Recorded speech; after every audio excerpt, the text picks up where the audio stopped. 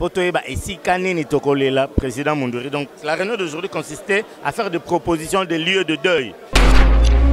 Bon, réunion lelo et ceux qui bon, tu as dit Potoyo quand on a conclusion, est-ce qu'il y a Bakolela de connexion Mundweri ou Azalaki patrimoine, Azali patrimoine national pour un bon cannabis, mais tu as dit conclusion T. Donc conclusion tu as suite na baie, Bapoban Anjil, Balvin Anjil. Donc, et comme c'est vraiment point clé, mais vous devez retenir que le corps sort le samedi 15 dimanche de Koundiango.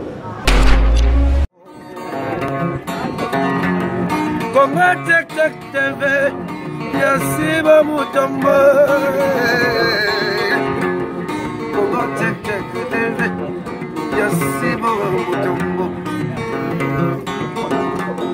Il a yessé na Congo, tek mama, Yassiba Mutombo.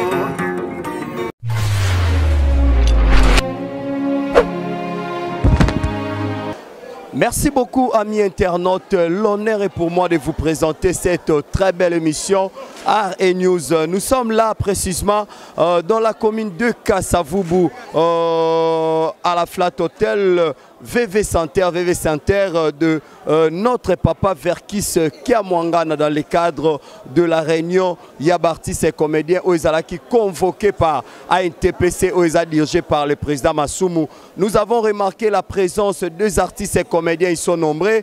Le temps pour moi de balancer mon micro et pas Yabartis et comédiens et comédiennes au Baza Awa Ebele, clin d'œil à toi Mireille Mateba, Tomoni 7e baga, 7e beauté. Mes condoléances. Merci pareillement. 7e Tomoni Bino na réunion par rapport à l'organisation et obsèque il y a Papa Mundweri et Zole Kandé.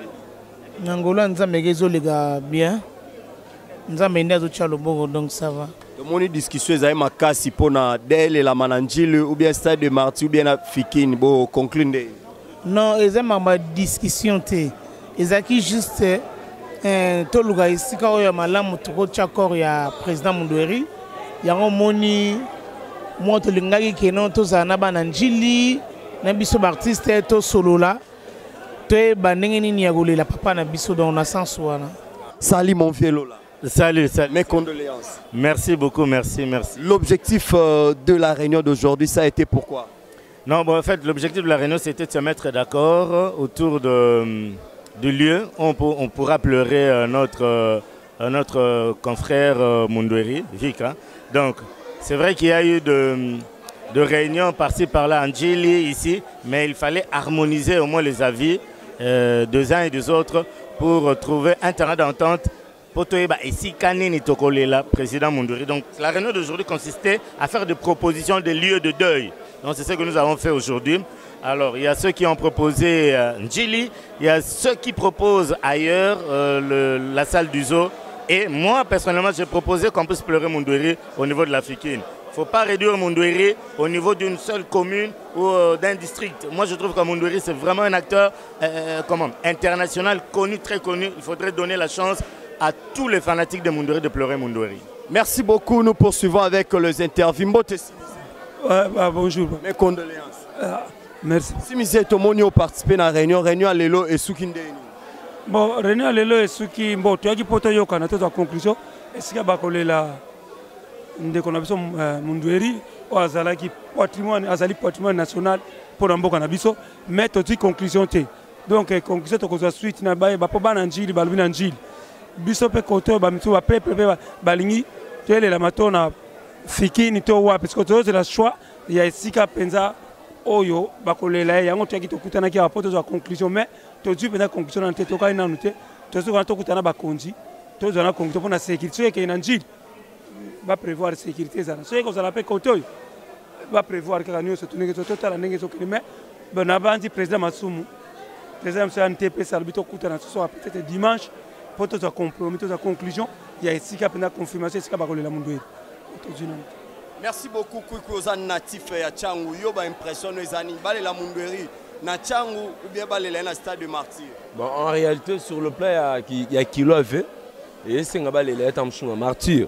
Mais par rapport à la réalité vieux abotami na Tchangu akoli na Tchangu abali na Tchangu aboti na Tchangu. C'est-à-dire, et comme on a passé, et bien, on a musique, mais on a maman, on a pas balé, on a problème à colo, on a maladie, le fait, bref, on a une église, on a encadré, et ça toujours na chang. C'est-à-dire, on faciliter quand ils ont un terrain morangile.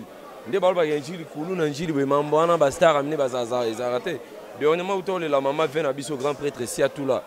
Vous avez fait ça wana phénomène tout bazaki et l'eau ezate parce que ngili yango moko na milliers ba star au batwa mo. Dans la plupart ba tout ba star la plupart ba ya ngili. Et puis ba kenda na ngili na ko dans ezana grimace morote yo bang ça ba jeune ngili. Tout ça na star monter ailleurs bouger ngili qui ba kanga ba la azate. Pour ngili yango moko déjà milliers ba star. Donc tout le monde a un blog quoi. Mais il y a Kimia Mabeza dans côté. Bonsoir papa, bonne santé. Kimia à Kinshasa. Kitoko. Il y a Fioti, tout le monde a réunion, il y a obsèque, organisation Mundweri. D'abord, un mot par rapport à la disparition, il y a artiste et comédien Mundweri Oeba Malam. Je manque les mots. Naïbé bien, tu passes un bon moment, tu joues ensemble. Et ça passe l'air na prena qui nouvelle ango. Surtout depuis maladie naie, tu yokaki. Mais tu souhaitais que le quoi tu as un programme qui tu souhaitais que tu coûtaille. Mais nous avons sali volonté naie. Tu veux assister à l'obsèque quand même. Bazo discuter njili ou bien balé la stade de Martillon proposition na yo ezani. Et au changer le hôtel. C'est accueilli. Place nous sommes tous les là, ils ont changé le hôtel. Même à Tatoké parler du peuple, même à Tatoké assez à Koufi. Donc, tous les gens qui Kimia, place nous sommes place nous sommes proposer. Bachakor, mais ils ont contenir Batou, tous là, na ba condition. Ya Johnny Mundweri Zali souté moi Liloba pour la circonstance. Bon, tu regrettes parce que c'est le grand baobab qui est écroulé. Aza grand baobab. Mutako salaka lokola ye aza soutien na vantar na yo wana tabati yo nani osano bongote olana donc aza mutu amunene a grand na théâtre congolais théâtre populaire aza grand penza donc toujours regretter à makasi mais tout le monde chevauchement boana ngo ba misu ba bele la mananjili ba misu ba bele en stade de Martillon lobini ça penza chevauchement te et ça ben incompréhension zo salama mais il faut tous soit compromis ata to matili colonna c'est to soit compromis. Parce que attends donc na martyr déjà bolongola eza exclu pour parmi bato ba sala ba démarche ngana na kati donc martyr ozala exclu parce que ba sala ba travaux deuxièmement ba match ko bana le 9 donc eza mois passe biso bisa corps le 15 donc possibilité na soka eza moko eza fikine soit na esplanade africaine place eza munene ndeto salle de corps na biso soit ngaku na ata ba memi Mundweri na Kasangulu toko kende. Parce que Mundweri azaki très cher et pas nanga. Nga na soit plasté, so ba bien so na Sainte-Thérèse. Équipé na ngoteko grandeur na Mundweri ka ndenge motema muteko zala. Ndeko ko lelela ndeko na yo, so ba bien eza na Sainte-Thérèse ko lela ete, po eza na Sainte-Thérèse. To kenega to ke ko lela eza problème te. To lo bateke po ba ketcha na Sainte-Thérèse biso to kete, to ko kende. Ah, donc to lukate to pelisa su moto makasi. To yaka kana bana njili yango, to zaka ke loko moko ba artiste pe ba ke, yana ngoma bete. Et c'est Mundweri akufi na nini? Akufi na poison, akufi na accident, Mundweri akufi na maladie. Abelaki, AVC. C'est ça non? Donc, esa maladie normal, nza même d'après ça. Oui, mbote papa. PKPK Mundweri za isuna bomo témoin Liloba. Bon. Liloba ekokyo sangate. Toza toujours na regret. Toyebike muto acha vantar na monde ya théâtre eza Mundweri. Pour les lob artistes tout pour jouer là qui vantar eza grâce ya Mundweri. A contribuer un plus moko ya ba vantar na ba Congo, na Congo oyo. Donc pour tous na souci par rapport à icône moko ya biso akei. Ya ngwana tozo lele toujours. Changu elingi ba lele na changu batupe ya koto ba lele na stade ou bien na Fikini yozo lobani. Bon, en tout cas, pour la bandeko ya changu, Mundweri azalaki mwana ya changu, mais aza artiste ya changu te. Mundweri aza artiste ya Congo nyonso, pe international, monde entier. Bayebi Mundweri. soki lelo bana chango baoblige balela Mundweri na chango eza ba erreur grave par rapport ngana ko préférer balela Mundweri na centre ville oyo dépendre na mutu nyonso ezala uti wapi aya tokuta na netre ke tozala na esika Mundweri akoleli to esika Mundweri abotameli donc pour tozala netre pour to mabe ezala te. Serge Passer, patron, salut et mes condoléances. Oui, merci à vous également, Junior Moyowabo, le président de tous les journalistes en ligne. Merci beaucoup, Serge. Un mot par rapport à la circonstance du deuil du président Mundweri. On l'a déjà dit. Nous sommes dans la détresse. Et Tozana Mawa, Ndeka Balobaka. Et après, le Lotoyaki pour un dernier programme. Mais malheureusement, il y a des contradictions. Peut-être Bandeko Yanjili, Toya Changu, Bazo Linga Kor, Yamundweri, Balélango na Changu. Alors, Batumsous, Bazo Kantato, les langues na Fikine. Alors, Tozu Pena compromis à Solote. Mais il est probable que le corps sort le 15 pour enterrer le 16. Alors, il y a encore le pourparler. Oyoto est là. Peut-être d'ici 2-3 jours, Toroyeba.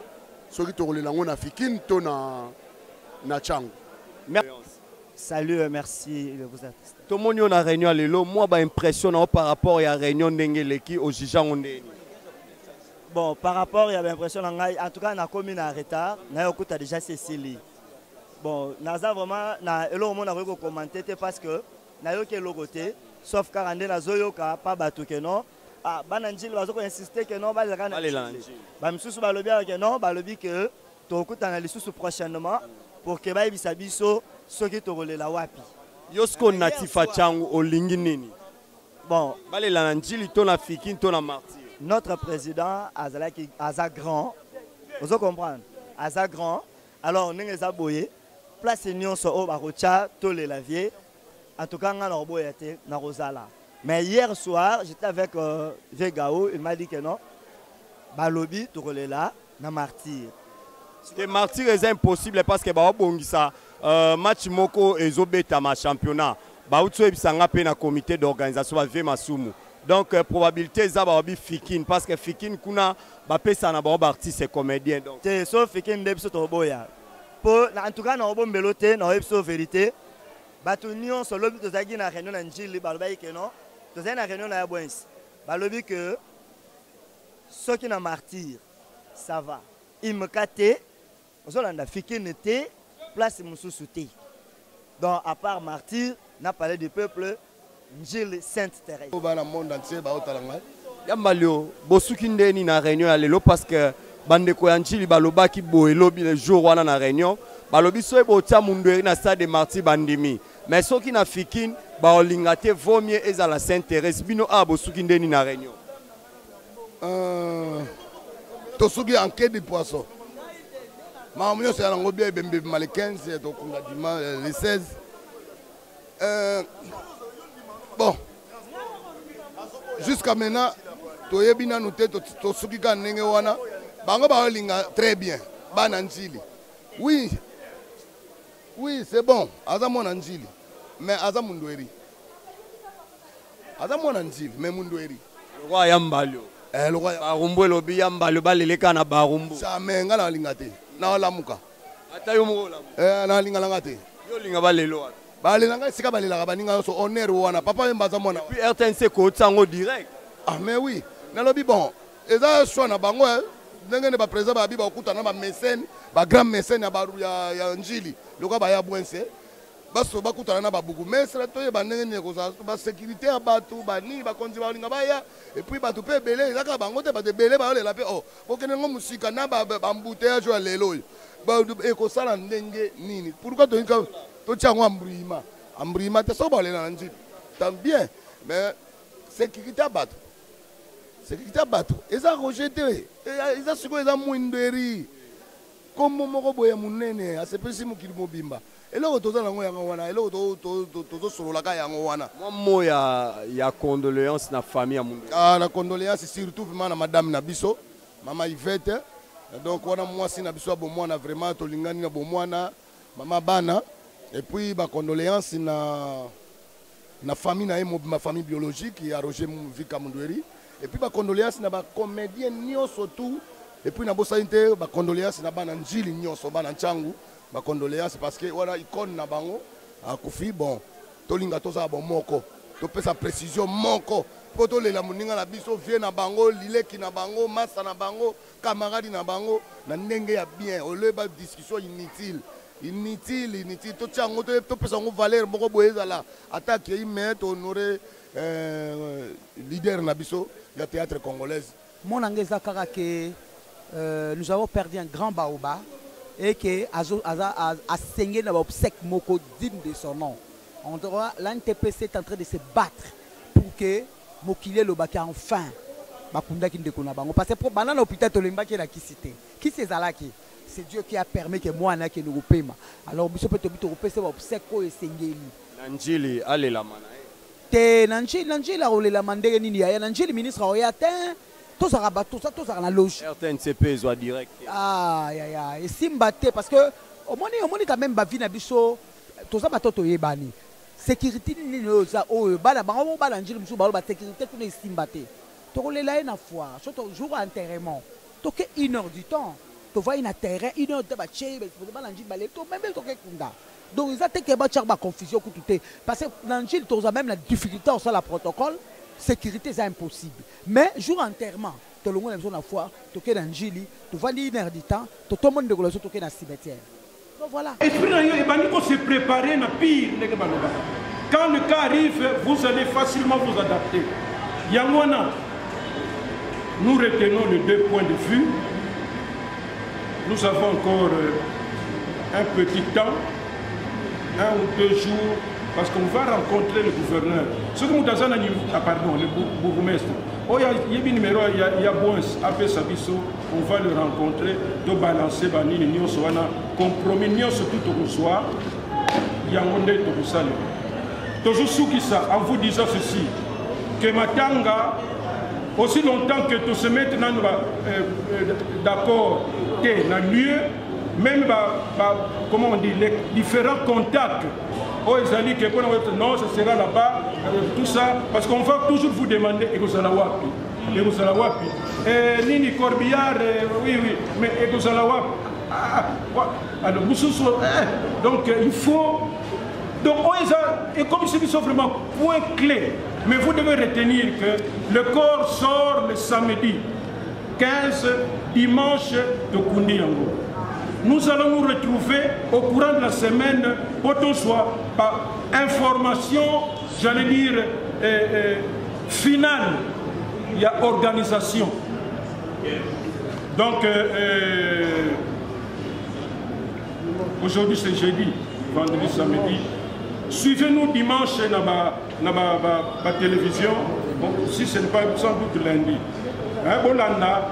Comme ça, nous allons nous retrouver. Il faut que tout le monde se retrouve ici. Maintenant que j'ai habitué tout le monde, à ce point de vue, naïe.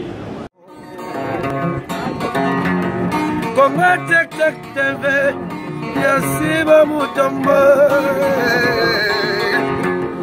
Comment TV, Yassiba Moutombo. Il a yessé, na Congo. Tek tek mama, Yassiba Moutombo.